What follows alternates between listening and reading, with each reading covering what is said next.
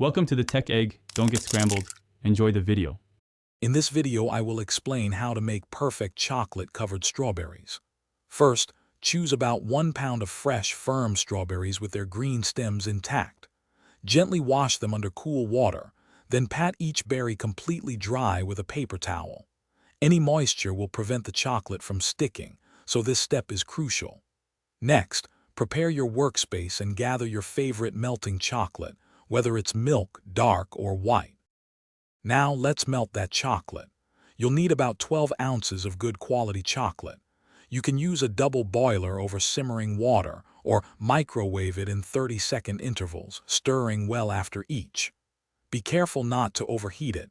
Chocolate burns easily. We're aiming for a silky, smooth consistency, perfect for dipping. Keep stirring until it's completely melted and glossy. Time for the fun part, dipping. Hold each strawberry by its stem and submerge it into the melted chocolate, twisting gently to coat about 2/3 of the berry. Lift it out and let any excess chocolate drip back into the bowl.